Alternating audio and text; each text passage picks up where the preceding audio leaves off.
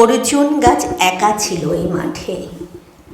আর্যপুরুষ আভিজাত্যের দম্ভ, নত জানু হলো সব গাছ তার কাছে। এইটুকু শুধু কাহিনীর আরম্ভ। কোথা থেকে এলো কৃষ্ণচূড়ার বীজ? যুবতী হলো সে কয়েক বছর পরে। সাঁওতালি মেয়ে, খোঁপায় তীব্র লাল। অর্জুন তাকে চাইল আপন করে। নত জানু হবে এমন মেয়ে সে নয়।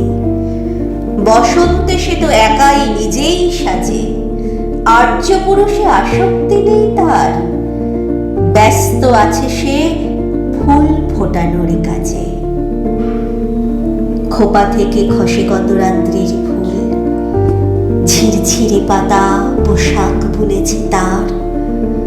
অর্জুন সে যে আর্য পুরুষ, ভাবে সব সুন্দরে একা তার অধিকার।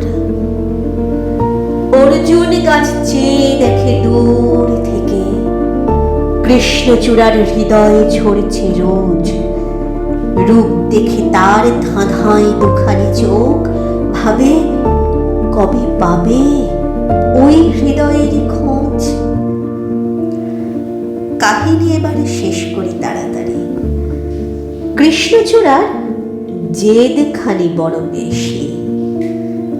অভিমান সেও বিকবে না কারো কাছে, বরঞ্চ হবে বন্ধু বা প্রতিবেশী।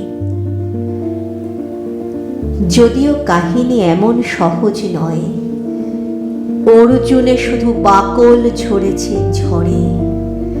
সাঁওতালি মেয়ে রক্ত ঝরাতে জানে, আর্য পুরুষ হার মানে অন্তরে।